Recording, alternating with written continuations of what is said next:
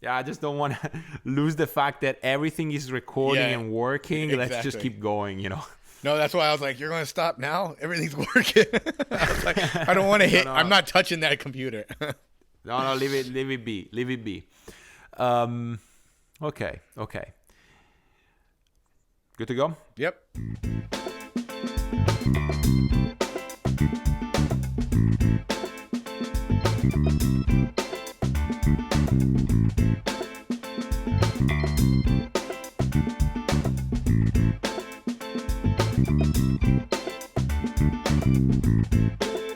Hello, and welcome back or welcome to the Water Ski Podcast.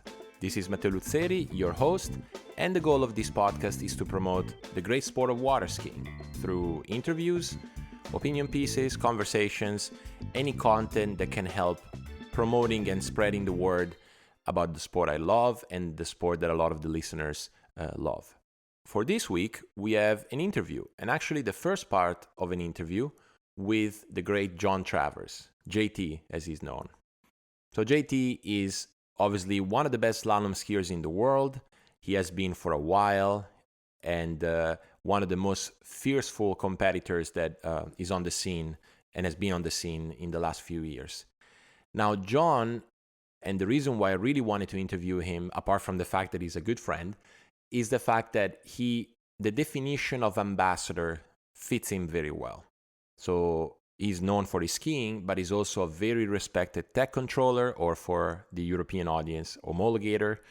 He's a product developer.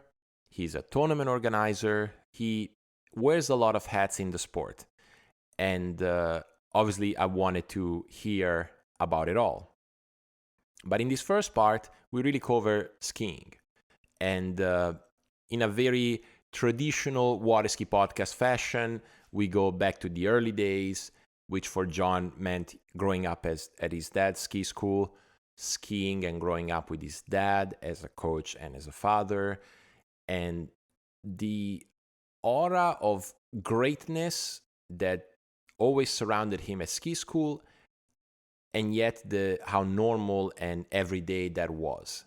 I think John explains it very eloquently, and I think the listeners will get a sense of what it was like to grow up at Jack Travers Ski School, which, as we agreed on in the interview, probably isn't that much different now as it was 30 years ago, 25 years ago. This first part is personal. John says a few things that really give a good idea of how certain events shaped him into the skier he is today, both in terms of technique and commitment and participation at big events.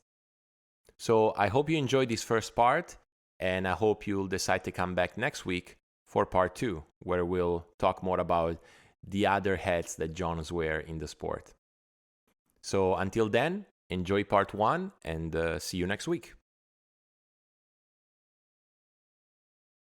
JT, my man, welcome to the Water Ski Podcast. I'm so stoked to have you here. Yeah, thanks, Matteo. It's been a pleasure to be here with you, and listening to all the other podcasts you've done has just inspired me to hopefully have a good day here with you, chat about my life and what water skiing's brought to me. Yeah, man, I can't wait. Now, we should say for the record, we have been going just through 50 minutes of technical challenges because I say welcome here, but you're at your house in Florida, I'm in Italy. So there's always a bit of funny stuff going on when you try to do Zoom. But we're there, and we're ready to record. Yeah, it's exciting. It's been a little challenge. I'm not a big Mac computer guy, so trying to learn that side of things again is kind of interesting, but we're here. We got it going. We're here, and since it sounds like you've heard a few of these podcasts, here's the first question. How did you get into water skiing? Oh, great one.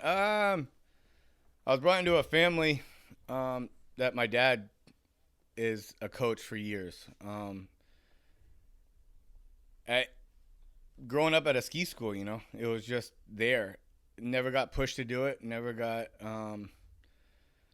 made to ski. It was just an opportunity that was there in your backyard. So, and having some of the best skiers in the world always be at the house, it was kind of easy for me in a way to get motivated at older age, but in the beginning it was just 18 months old. My dad would drive me around on the tractor in the grass, and then it went straight from the tractor in the grass to a boat on water.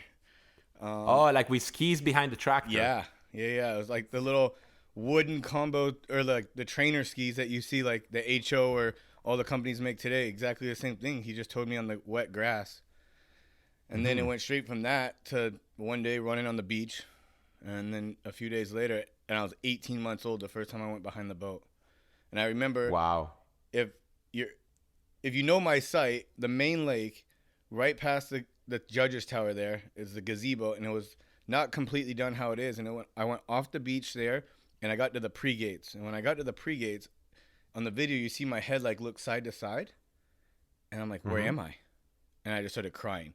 Then they just pulled me in, put me in the back of the boat. And that's the story of my start of water skiing. I was just 18 months old, being a kid. And honestly, if I didn't see a video, there's no way you can remember that, obviously. Of course. Of course. But yeah. So what are, then again, obviously, you were one of the early ones. So at the question of, do you remember your first set? Probably no. Like, you see the video and you sort of have an idea what they put you through, I guess. But what are your first memories of skiing? Like, 2 skis, 1 ski, slalom, tricks? Honestly, it's not. My first memory is not even on a water ski. It's on a wakeboard. So way back, I would say it's probably 93. I would say about 5 years old, maybe 6, 94. The gravel tour, which is a performance ski and surf, Bill Porter put on the gravel tour. One of the very first ones of those were here at our ski school. And they had everything from first time wakeboarding all the way up to the pro level at these events. That's what the gravel tour is about. So I went on my wakeboard, Duval shape, point tip wakeboard. Yep. And I've never wakeboarded behind a wakeboard boat. And a wakeboard boat back then was a ski boat with a pole and weight in the back. Correct. I went straight up, straight down, face plant, almost knocked out. I won the biggest crash of the weekend award. And that's really my first memories of being in any kind of a tournament or memory of actually remembering me being on the water at the very early ages, other than just playing around. Another one was a really cool one is Ronnie Barton grew up here, and she was one of my kind of babysitters in a way. And she had the news out because she probably won the world or something crazy Ronnie does. And she was out here, and the news channel said, hey, do you have someone that has never skied before that you could teach for some photos? And she grabbed me and threw me on 2 trick skis and got me up for the first time on 2 trick skis. And that was at a really young age as well. So I have a few little memories, not a lot of early age, just because it's such a mind blur of being at it every day. It wasn't like, oh, being from Europe, when's your first trip to the U.S.? Everyone's going to know that, right? But being in it every day, it's kind of hard for me to remember those really special moments, but because they weren't so special because I was there every day, Yeah, exactly. And like there was no distinction, no saliency. Like you were always there, and then one day you're just thrown in it.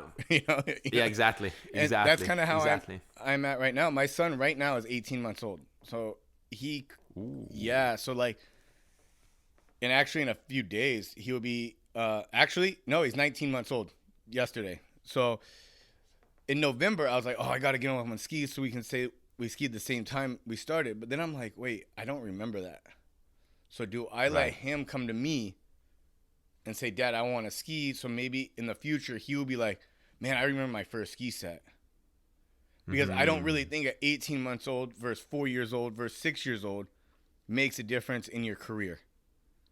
Because at 18 months old, man, you're not skiing. You're it's like those kids, like Parks Bonaparte and those guys saying at 6 months old, he's a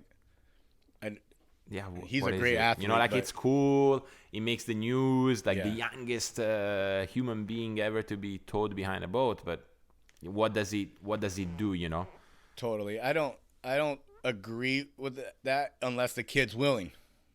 So my kid hasn't really ran down to me and said, I put him on skis on the grass before, and he stood in them and looked at me and was like, can I go play with my car kind of deal? So I'm like, Right. he left, you know, like, Message received. yeah, I was like, okay, we'll wait. So we're on our first step of just wearing the life vest right now. Okay.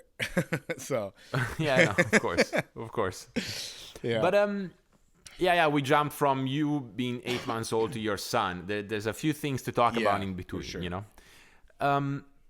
So obviously, you know, like, because a lot of the people listening to this podcast know who you are and know about your dad and you know the legend of a coach that he is, your site, your facility. But give a sense. You said you grew up at the lake, and that's easy to understand, but surrounded by great athletes at all time. Yeah. Right? Yeah. For those listeners that don't really know, give a sense of what Jack Travers Ski School was then and what it is now, basically.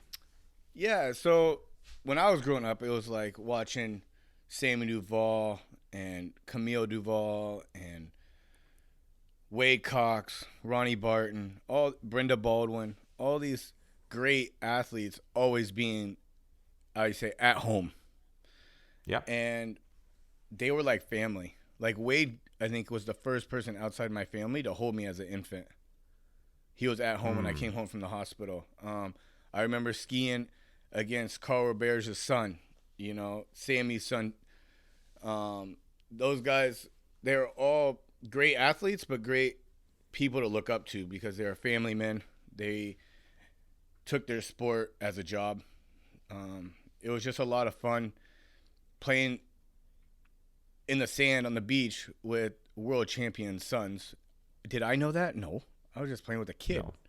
But in the long haul, just being around people that are motivating, pushing you to be the best you can be has taught me a lot over the years. And it's just great as being an adopted kid to be put in this spot is unbelievable. I'm the luckiest man in the world in a way, you know, because who knows where I would be if it wasn't for Jack and Leilani, you know. So surrounded by greatness,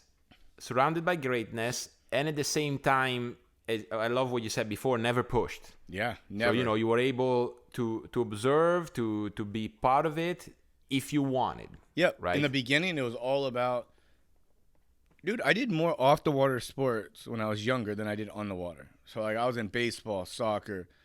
I did a few months of gymnastics, but mainly it was baseball, and I loved it. Mm-hmm. My goal was to be a football player, but they wouldn't let me. They said it's too dangerous, but they let me go over the jump at 5. So yeah, it's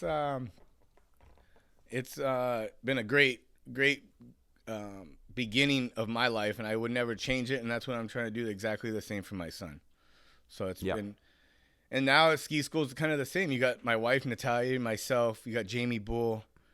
You got so many athletes from Europe that are over here, from Belarus, Alexei, that are just always here, always happy, always wanting to motivate you to be better. It doesn't matter your discipline, or your level, I would say. If it's beginner, intermediate, pro, they're always there going to support you. It's like at Thanksgiving. We have a big Thanksgiving here, and Alexei goes up to one of the little girls right after she ate and goes, "What are you waiting for? Let's go trick." You know, he walks down to the dock and gets on the boat and pulls her for a trick set on Thanksgiving. So it's just really cool to be around people that are always motivating. You know, Will Asher is the guy that has motivated me more than anyone in the last 5 years, and it's just been great to see that, and we kind of push each other in ways, but without him, I don't know if I would be at the same level if I was, just because it's just hard to keep pushing yourself every year without having someone there to push, help, like battle each other, you know, and that's really great. So what I hear is basically, you talked about 93, where 2021, in a sense, of course, the ski school has grown, more tournaments organized, etc. But in a sense, the vibe hasn't changed. Like a lot of great athletes surrounded by greatness throughout, essentially. You know, now obviously you're 30 plus and you're an athlete yourself, and you get inspired more directly if, you know, a CP or a Will or an Alexei shows up to train. But I'm assuming the vibe of like competitiveness and wanting to help each other is still there. Oh, 100%. And I think my dad is the main reason behind that. Calmness, tries to make everyone interact with each other. It's not, our sport is it's not a team sport, but in a way it is a team sport. Because you have your coach, you have your driver, you have yourself, and you have the people around you. And if you use the people around you as a team, it makes you as a better person and a better athlete and a better person on the water. So he's been really good with that, is making us all hang out together, talk about your skiing together, from everything from having lunches together. It's nothing's ever spread out. You know, he wants to hear you guys or hear us talk about, like when we were growing up, it was Zach Warden and I were battle head to head. Yeah, and he's 3 years younger than me, and he was better than me in everything, you know? So my dad's like, go talk to him, pick his brain, you know? What he feels on the water is different what I could coach you on the water. So go pick his brain, learn what he's doing, and I still use that still to today with Will Asher, even Alexei. People be like, John, why are you talking to Alexei so much? I'm like, well, if I talk to him in tricks and I go riding the boat for him for tricks, there's something there that you can use in slalom. There's something that watching Ryan Dodd jump and driving Ryan jump and feeling him driving down the lake, you're going to pick up for something for slalom. And I've always said jump and slalom are very, very similar in just their own little ways. And you can take one thing to the next and you can build off of that. And I mean, what model your dad, right? Like, so I'm assuming when he said that to you about Zach, you were young. So a coach at your dad's level clearly knows what to tell you. But the fact that he said, possibly what I'm telling you is not working, go talk to him, see what comes up. To me, that's the sign of the like super expert coach, and selfless, like it's not about him, it's about you. So go and figure out your own way, knowing that I'm here to support you. Yeah, totally. He was always really good with that. And most of the time you go talk to someone else, like I'll go talk to Zach or go talk to Will, and they'd be saying exactly the same thing in two different ways. And it's just, that's why I always now when I'm coaching, I'm always like, do you understand that? Do we need more time on this? Like, explain it back to me, what I'm trying to explain to you, just so that you understand it. You can think you understand it, but you really don't understand it. So that's why, like, you got to spend a little bit of time with that and make sure how I'm saying it, you understand it. There's other ways to say the same thing. Just for sure. Yeah. For sure. Now, you talked about team, right? And my understanding, because we met each other for the first time in 2004. We were already like 16 at the Worlds at your house. Now, you were injured and you couldn't ski those Worlds. But by 16, you're already a skier. Like you were doing tournaments, running buoys, etc. Yep. What was the team then? Was it just you and Dad grinding every day? Who was involved in your skiing? Mainly my dad. My dad was my coach. But my team was Zach. Zach was my main guy other than my father. If I was lost, and it's your dad. It's not your, at the end of the day, my dad is my coach, but it's your dad. So it's different than just having your coach and you go home at night and you're having dinner with your dad. No, every single thing I did as a family was with my coach because he's my dad. So sometimes I stepped out, not on the water. On the water, 99% of my sets in my life, my dad drove me. But not like back then, even today, I'll go say, hey, Zach, or hey, Will, I'm struggling with this. Like, can you guys maybe watch this video? Or what do you think of this? I'm thinking of this, but what do you think about that? Like kind of just. I see. Not so on the water, dad. Always been dad. Out of the water. It's when I was struggling. Skiing, someone else. Yeah, like just trying to get their opinion, not more questioning my dad. It's never questioning. It was just getting their opinion on, hey, am I doing this right? Is my dad saying, is what my dad's saying, is this what he means? Kind of stuff like that. But like going back to my early age, I wasn't the greatest skier. I did overall all the way up until I was 19, I think. And that was a year that I won overall at nationals in the Min 1 division. But going back before that, Wow. I won boys 3 slalom 2 years. And I tied the U.S. National record at 1.5 at 41 at 18. But going back to when you said in 04, I didn't ski that Worlds, not because I was injured, because the IWSF committee, the night before the event started, myself and there was a French kid, and I can't remember his name. Last night I was trying to remember it. But him and I were tied for, I believe it was 7th. It was set. They took 7 independents. Mm-hmm. We were tied for 7th, and we were tied all the scores. Every backup. Yeah. And they said to both of us, you both aren't skiing. So I didn't get to ski. My parents had to come and tell me that. I'm devastated. Like, my parents put the Worlds on at the lake for me, and now I'm not even allowed to ski it. And then the kid that I was tied with, they kicked Balloon off the team and put him on the team. So now I'm like, wait, I can't ski the Worlds because I wasn't, but that kid can. You know, so it was really hard for me. My first Worlds was in Chile, and I think that was 2008, and I was 20. That was under 21 Worlds. That was my first Worlds. Yep. Yeah. January 2008. Yeah. Yep. Yeah, New Year's, I remember that. That was fun. And I actually skied really well there. I got second. That was my first international, I would say, pro event, other than maybe like the Can-Ams or the Pan-Ams, something like that. But like where the world was involved, that was my first podium, and that was special. That was a very special moment.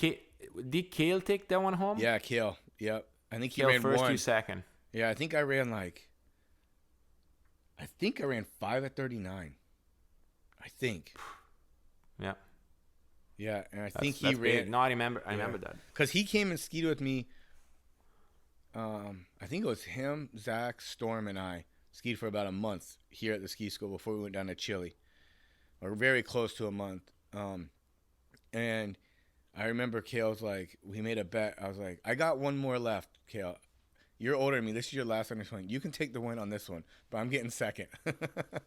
And it worked out. Yeah. And then you took the one after that in Mexico on top of this. Yeah, and then I went down to Mexico and I won that. Yeah. So that was a fun few years there as a junior. Ending my junior career was a lot of fun, especially when I got to miss out on all the junior worlds stuff. So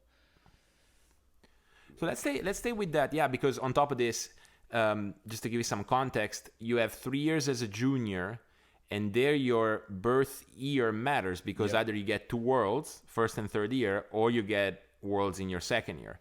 And you and I were the same age. Yeah. We got the short end of the stick on the juniors. Yeah. Now, I can't say anything because I was lucky. I skied them at your place, and it was awesome. But yeah, we only got 1 junior worlds. But staying on those years, like juniors, say, what were some of the... You said 99% of your sets were with Dad. What were some of the core things that Dad was about in slalom? Like, were some of these fundamentals that, you would hear every day, that type of stuff? Yeah, back then, I've changed a lot in my skiing since then, honestly. Changed ski companies, and that helped a bit, or a lot. But the big thing was acceleration. He's like, dude, you can't get around the buoy if you don't get over there. We got to work on... Because back then, my big thing was just turning really hard, really deep, and losing all my momentum to the first wake. So he's like, we got to learn how to turn with more speed and getting across the wakes faster. And that's what I heard. It just was driven in my head, and kind of getting driven in my head where I would just turn harder and harder and harder, thinking I was going to go there faster. Well, it wasn't really working out. So we kind of... after juniors, we kind of took a step back, switched ski companies, and kind of worked on style. And I said, hey, I'm switching ski companies.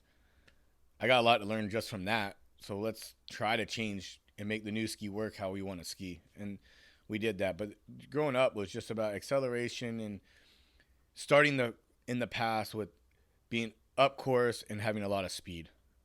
And that's why I kind of started off with the one-handed gait, because we thought, and there is some to it about coming in the course with one-handed gait. You have more speed. You know, you can have more speed. Doesn't mean you're going to. You can have more speed on your gait. So you start off with a little bit more speed. You're trying to travel the same speed as the boat, constant or faster. So yeah, that was the big thing. Being a kid is just acceleration. What is, and together with that, I think the contrast is interesting. When you mentioned one-handed gait, because those were right about 2004, 2005 years, which was when, you know, Marcus and Jamie and Chris like really shaped what was then defined West Coast slalom. Do you remember Dad being influenced by that, considering it, talking to you about it? Oh yeah, my dad was a big person on my whole style, and driving me to be out doing a one-handed gait. And I was like, well, the West Coast guys are doing it, of course I want to do it. You know, so it was easy for him. It was really easy. Like, it was like, you want a Ferrari? Of course. You know, like, yeah, exactly. So it was really easy for him to kind of get me into that one-handed gait. And then actually, Marcus Brown, I think it was probably 03, maybe 04. It was probably 04 actually, that Marcus and Terry Winter came down in the fall, I believe, and they skied here at the ski school for a few days, and I got them to watch me quite a bit, and I ran my first 38, and Marcus helped me a lot on my gait. Because the one-hand gait wasn't really new. They did it way back in the day, and then it kind of went away, and then Marcus brought it back with Terry. And, so my dad kind of knew about it from back in the day, but he didn't know the new trend of how to do it. So we were just watching videos and learning from Marcus, and they helped me a lot, and I got through my 38 really well. My first 38 was with them, you know, so it was really exciting to get to learn from them. Yeah, I get to learn from Marcus. They were just like role models to me, you know, and now he's like one of my buddies. We hang out, you know, so it's exactly. It was really cool. It was really, really cool. Exactly.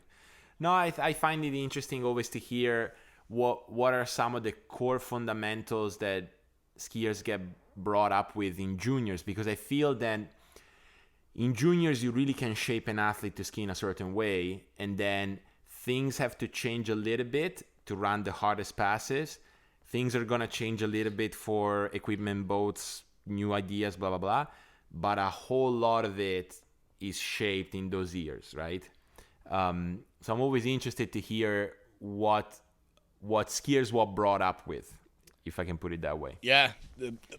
If we're going to really go back to the brought up part, it wasn't even slalom. It was overall. My dad was a big guy on wanting all juniors to do overall, because it makes you a better athlete. And even like when I switched over and I said, okay, I'm just going to be a slalom skier, I don't know if I would really be as good of a slalom skier today if I didn't have the other two disciplines to drive me to make you more fit on the water. There's so many words you can use here to describe that, but it's just with tricks and jump, it just makes you're using different body ways of using your body, different muscles, different mindsets, everything. It's just making you a better athlete. So I remember at one point, I was the worst tricker. Like, I think the judges were super nice to me at one tournament. I tricked 41.70 was my best. Ooh, there you go. Yeah, and I never landed a flip. I've never landed a flip in my life, still to today, on a trick ski. JT, we got to change that. Yeah. And the only time I've ever landed a flip in my life, actually, on water, was on shoe skis. On shoe skis? Yeah. Okay. So, but, yeah, I remember my dad, he had all the trick judges, you know. Adon Botana was the one guy that, from Argentina, he would always come to the ski school, and he was a great mentor of mine. But he made me trick for hours and hours. Mm-hmm. And then my dad goes to Camilo one year, hey, I'll give you $1,000 if you can get John to land a flip. So he brought Jimmy Seamers out. He brought everyone, and I was just getting whooped, and I couldn't do it. They called me a cat at one point because I'd get halfway upside down and then try to like, however I try to get back to my feet, but not correctly. And I would just always get like scorpioned, or I made it way harder on myself. But it was, I think those years taught me a lot, you know, how to drive, how to be focused. And it was just a lot of fun. You know, I would never, like if my kid wants to ski, I'm going to try to push him in the right direction to be an overall skier, especially with my wife. You know, she's... Of course, yeah. You got a big bias at home. Yeah, I don't know if he's allowed to ski without doing overall, actually. At least trick. Oh, man. At least trick, yeah. Get on the trick ski and have some fun. Yeah. All right, so we talked about Worlds.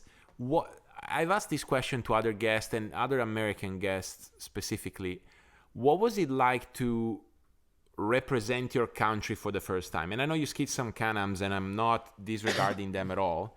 But as you said before, I got to the Worlds, like the world level tournament. And you know, you were wearing some US gear. You knew that you had your flag next to your name. Did that do anything to you? Honestly, my first few, I was just an independent. So I didn't have the pressure of trying to put the points for the team. I remember my first one as being on the team and having all the pressure, and you got to ski for yourself, but then you also need to give the points to the team, was in Russia at the Open Worlds.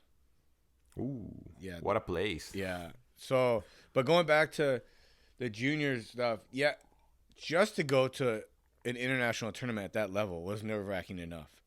And my dad, I remember my dad being the coach in Chile at the second under-21 Worlds where I won. I don't remember.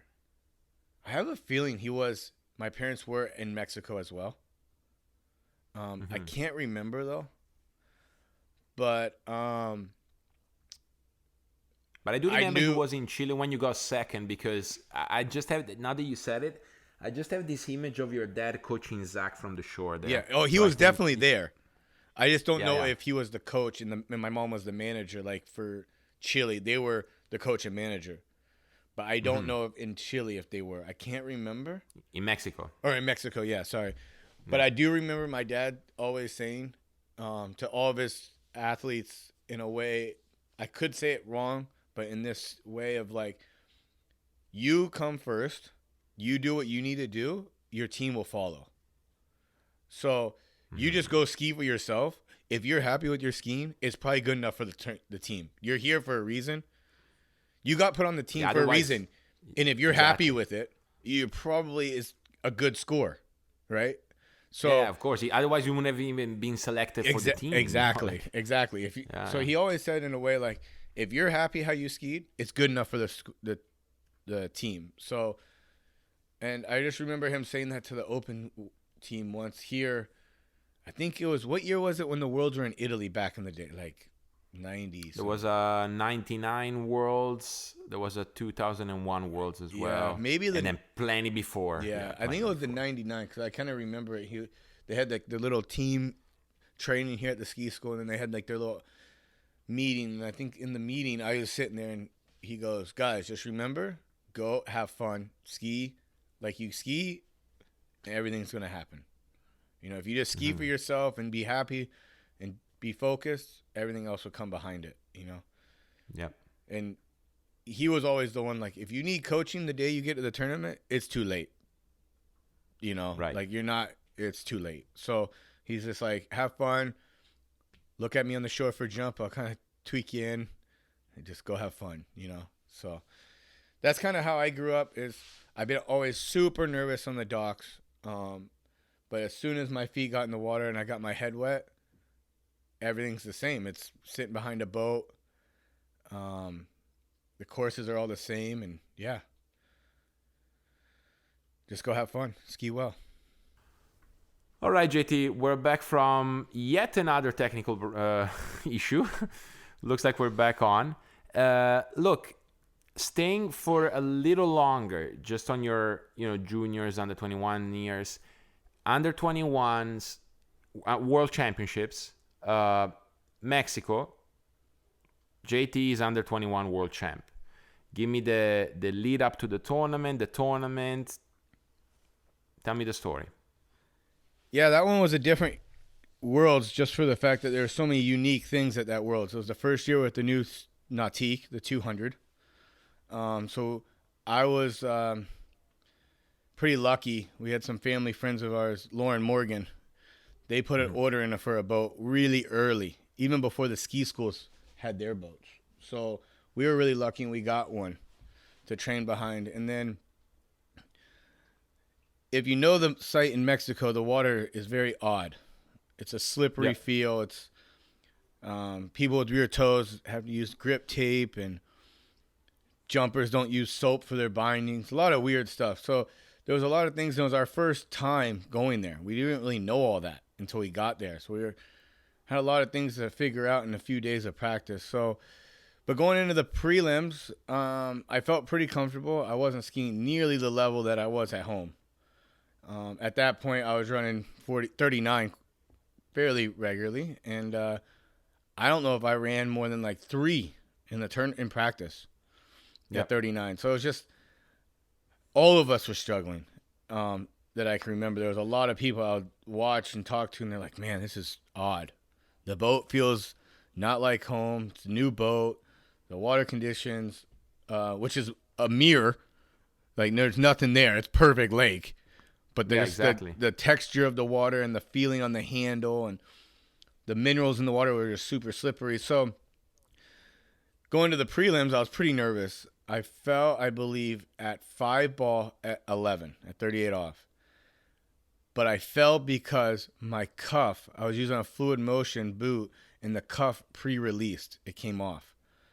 Mm-hmm. And I didn't have any extras, and there was a little cut on the bottom of the cuffs, and that cut wore out, and it got too big. So I would stay on the dock, put my boot in, and just lean over a little bit, and it'll come off. And I'm like, this isn't going to work.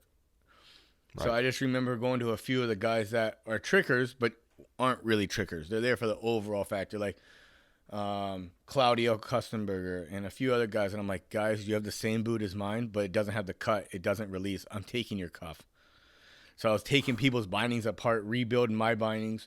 Obviously, you don't get practice, so I went out and parts that I've never skied on, and on the risk of this is my last junior worlds, I'm going to go all in. I'm not going to have my equipment failure. And I went out there and I skied very well. I was super happy. I went out pretty early and I ran 2 at 41.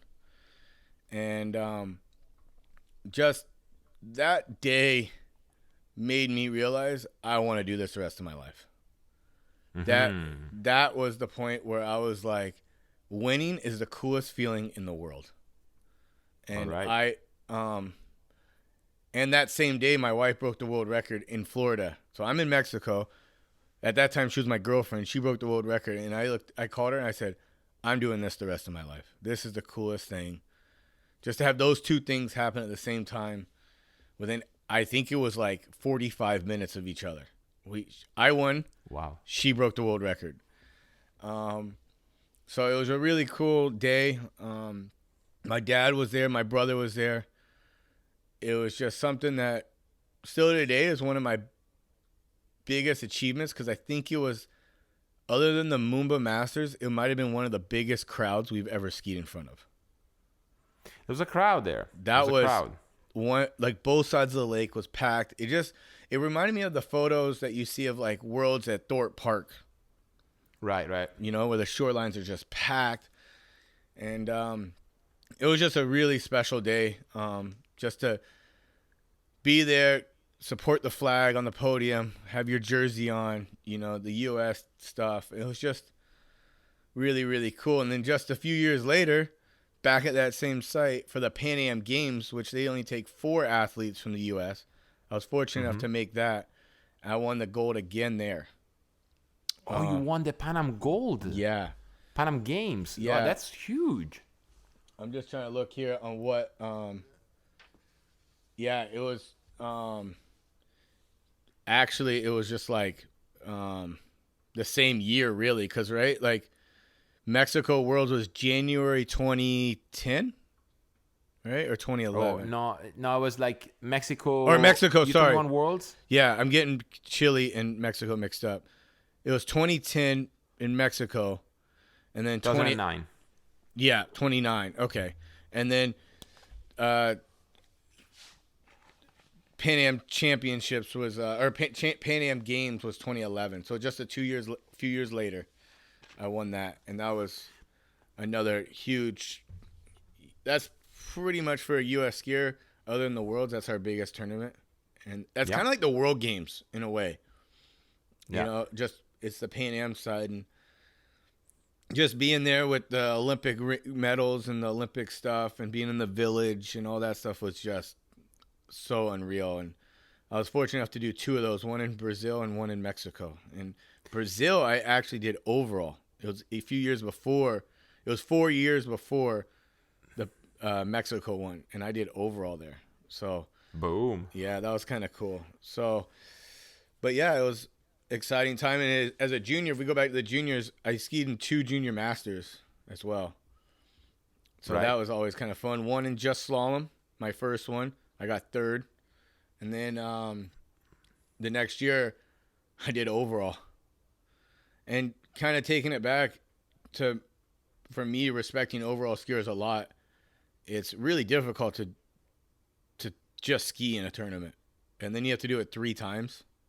It's very, very difficult. Like, so I didn't ski that well in the overall year at Worlds, or at the Masters, but it was still something I could say I tricked and jumped at Robin Lake. So it was just something that many people in the world haven't been able to say. Yeah, exactly. So, or have the opportunity to do that. So I'm so humbled about that, and it's really cool. So I love how you said, and by the way, I didn't know that when you won under 21 Worlds, you and Natalia were already dating. I love how you called her and said, this is what I want to do for the rest of my life. Yeah. You know, that's a cool reaction to have, you know. And then what, I guess, was that the start of a different JT in terms of like how you were approaching your skiing or training, or was it more like business as usual but more? No, I would say nothing really changed other than knowing the future. I always took it serious when I said, okay, I'm going to ski competition when I was a young age, and then I started seeing myself become not really a specialist, but really seeing slaloming take off. Yeah. I was like focused. You know, if you like talk to Zach, he's like, man, the guy ran a few at 32 one year, and the next year he's running 35, and the next year he's running 38, and the next year he ran 39. He's like, where did this guy come from? You know, 3 years he like went from 35 to 41 off skier. So once I realized I got a piece of the pie, and I was like, okay, now I want the whole thing.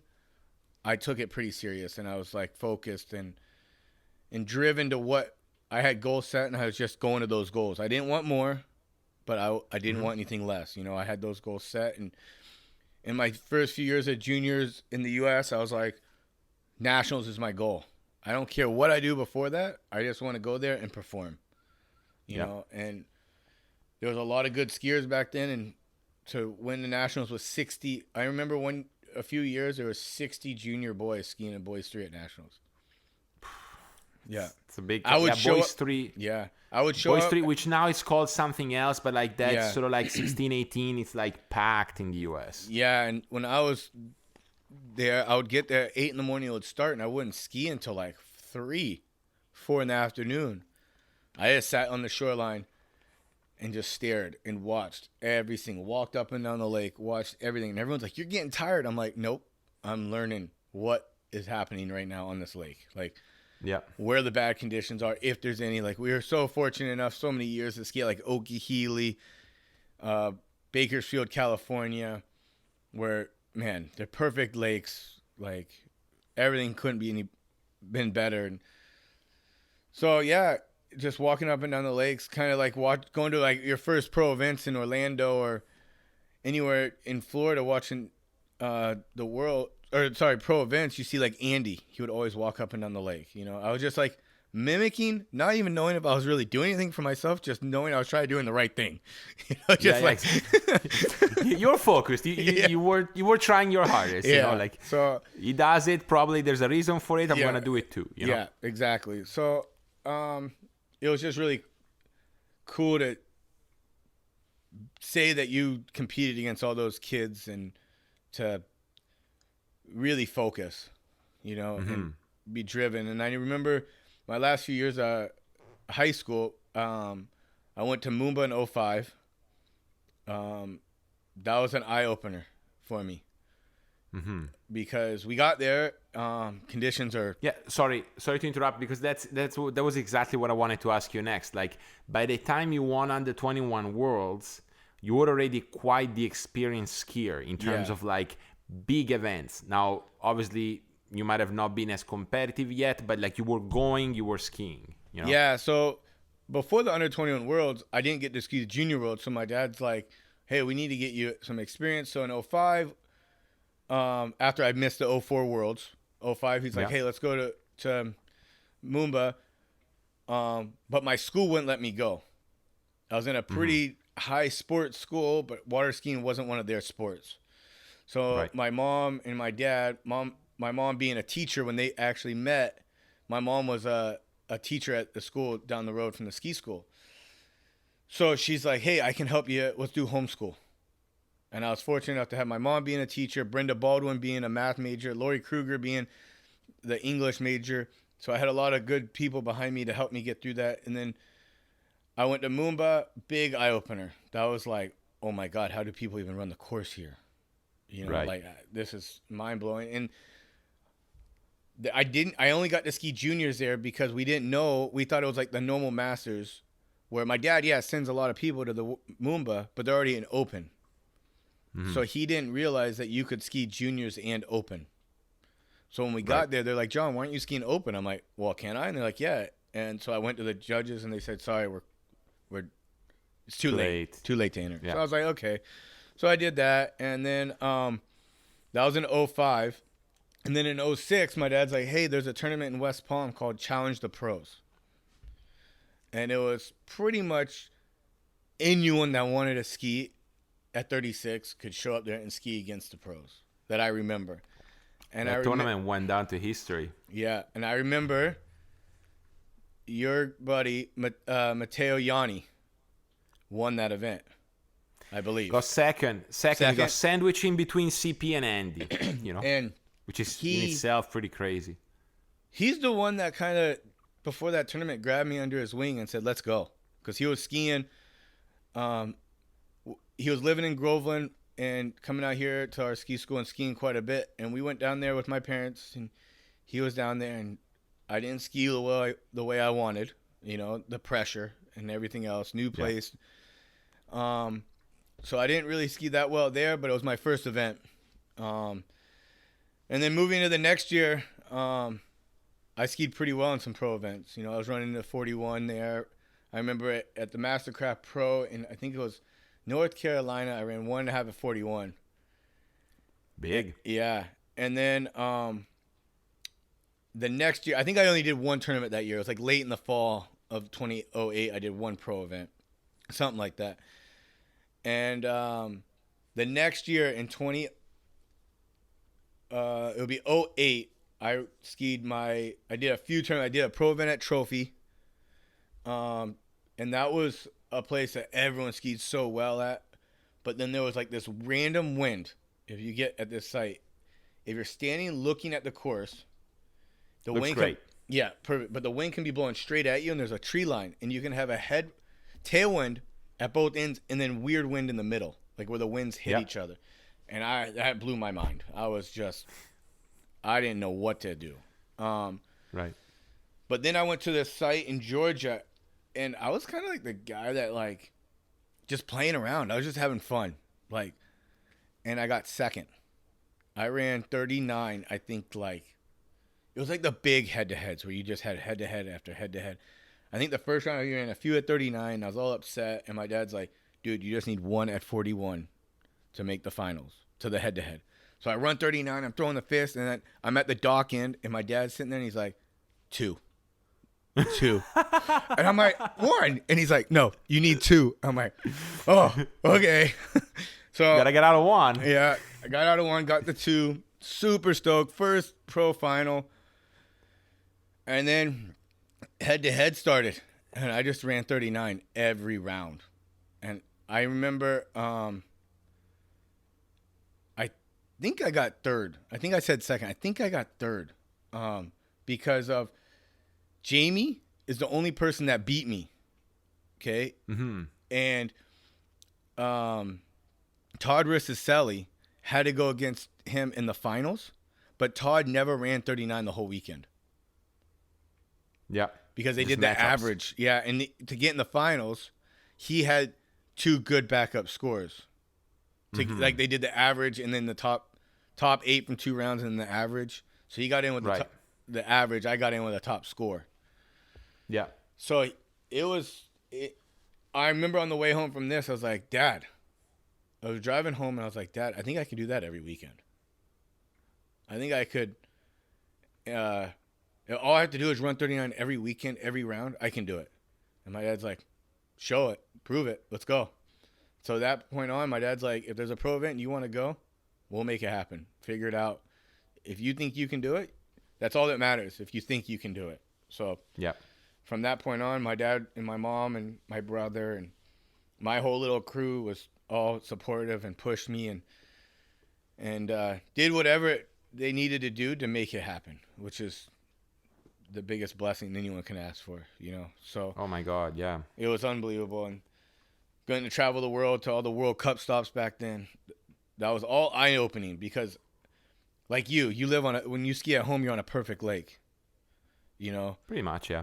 Myself, I'm on 3 perfect lakes, and it's just you go to a World Cup or a Moomba or the Masters, and it's the conditions are Not like, quite perfect, yeah. like my lake's never been that bad on the hurricanes coming through, you know. Like so it's like I'm like, man, I got a lot of work to do. Like I got to figure this out. But I knew on a good lake I can put the pressure on some people. So I just learned from those tough conditions, try to figure it out, and on the nice conditions I just went as hard as I could, you know. So yeah, which I find it cool how, you know, just by hearing the years and everything, how by the time you won junior under 21 worlds, you already started to have experiences, right? Like going to pro tournaments, maybe like it always happens at first with not a whole lot of expectations, just, you know, ski as good as you can, let's see what happens. yeah. Then you start skiing good, so you have expectations. And so then you get out of the under 21s, and there's open then. There's no more, you know, there's no more other stuff. There's open nationals, open worlds, and pro tour. Yeah. Yeah, and exactly. So like right when I got out of juniors, I never won a overall tournament. So I said, okay, I'm going to give myself one time in the min 1 age group. That's like 18 to 25. And I remember showing up at regionals. I didn't ski very well in overall.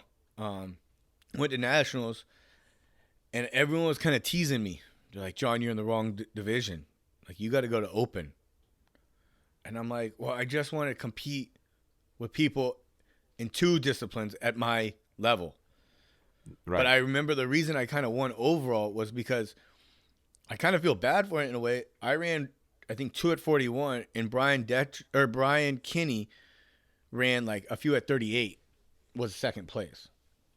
So I was like 2 passes ahead. And that's kind of what gave me that boost. You know, and I jumped 175 fish feet, tricked 3,000 points. But, and those guys would trick 3 times my score. They would trick 6 to 9,000, right? I'm tricking 3. Yeah. So I kind of felt like, all right, and they jumped 200 feet. I jumped 175. So I'm like, yeah, I might get them in one event, but the other 2 is better than mine. So it's not like, Right. But yeah, I gave myself that one opportunity. I did it. I was super pumped, just to say I won an overall tournament. Now I can hang my other 2 events up and really focus on the slalom stuff. And ever since, I think that fall, I was think 19 or 20, and Will was like jumping a little bit still. and he goes, "Hey, do you want to jump in your fall tournament and have like a little head-to-head thing, like a little battle?" And he's like, "I'll give you 10 feet, I think it was, or 15 feet." I jumped terrible, and the guy almost went 200 feet. You know, he blew me out. Will was a very good jumper. Yeah, he is. Very good jumper. Man, Still is probably. He still is, and he's a really good tricker.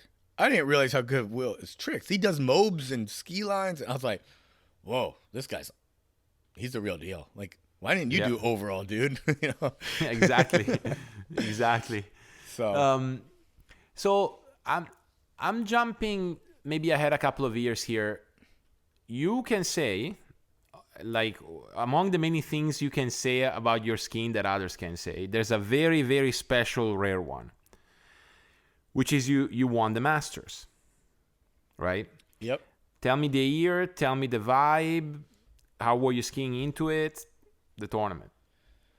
I'll go back a little bit before that. My last junior Masters was in 2006.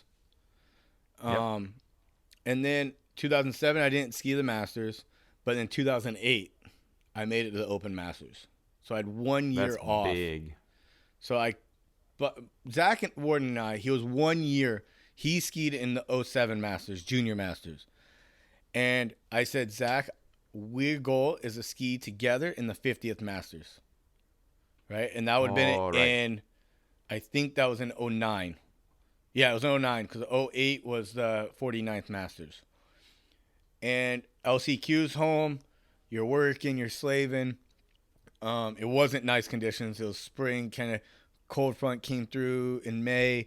Like the wind's blowing that weird northwest wind. And I went out there and I think I ran like 2 at 41. 2 or 3, or it's 3 at 41.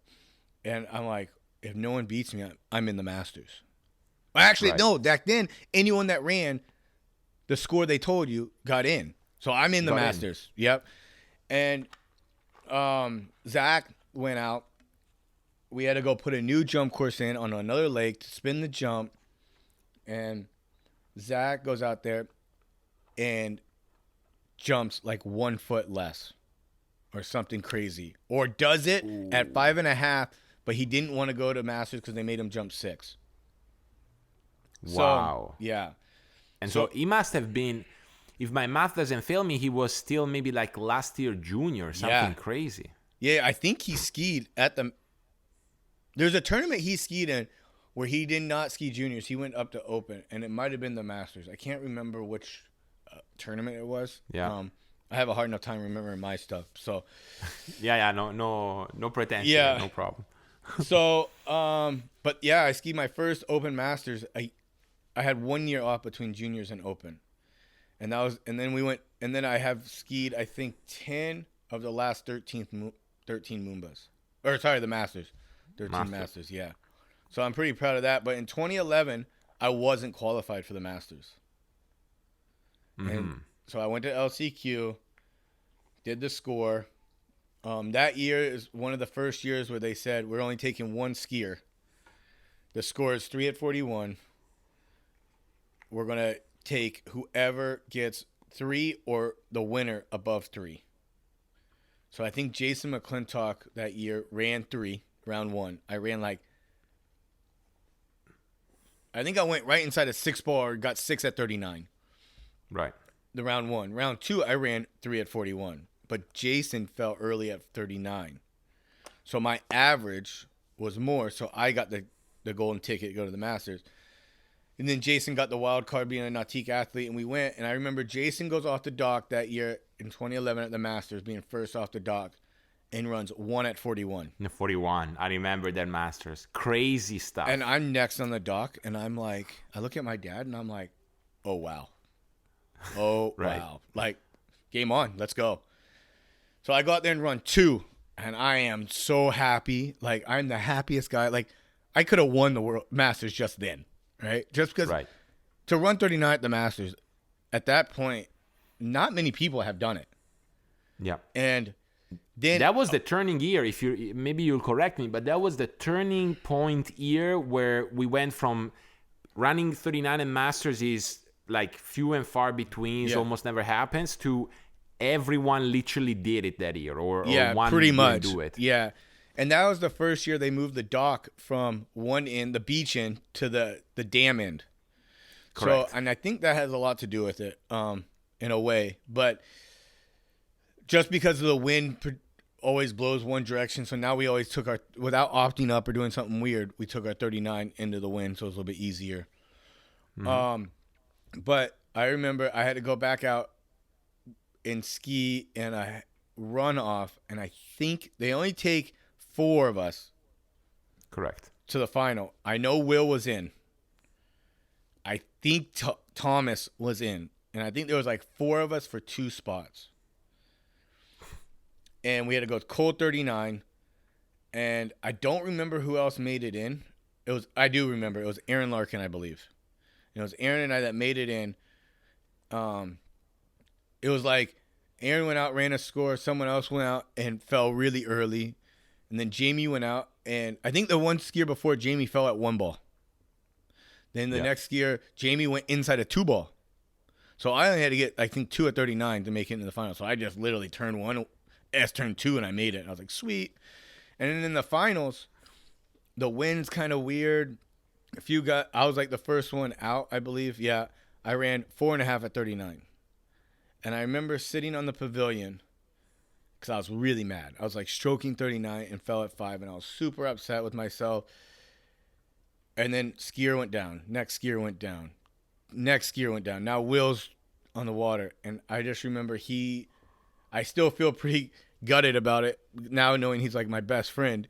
He fell right in front of the pavilion. And I just remember like screaming, jumping in the water, like the happiest I've ever been. And he's like staring right at me. Like right in front. I'm like, oh, sorry, dude. Sorry, And, but yeah, it was super emotional. I have pictures of me going to the Masters. I think as a kid, I missed like 2 Masters my whole life. So it was just a family vacation, family trip. Dad had all the skiers going. We always went. And then for me to win it was just something that, if I could do it again, it would mean exactly the same. That tournament to me is, I don't care if you win it once, 1,000 times. Every time you win it, it's amazing. The feeling is going to be there. It's going to be super high just for the fact that it's the Masters. It's not easy to ski. It's the longest going tournament in the history of a pro event. Back in the day, man, they were giving Rolexes away, big trophies, like crazy stuff. And just say you've been part of it with the Sammy, the Andy, the Carl, the Wade Cox, those group of people, to say that you've won an event they won is just, for me, amazing. Yeah. So, yeah. Oh, that's awesome. And staying with the family, I think this is a good transition to our part 2. Staying with the family vacation / trip aspect of Masters. To me, the best picture was this year, where I was there with the junior at the Masters with Florian. And I remember seeing your dad and your mom strolling around with your son, you know, like walking through, like next to the what do you call it? The vendors? Not the beat. Yeah, the vendors, and they were like, I'm like, Jack, we're not following around your skiers. He goes, Chris takes care of that this weekend, Yeah. I'm just enjoying myself and watching, which obviously was a strange Masters, no pavilion this year and whatnot, but it was just a cool image to see that, he was like, Chris got it. I can just stay here and watch, and it was awesome. Yeah. So look, John, we're gonna take a little break and we'll come back for part 2. Perfect. Sounds good.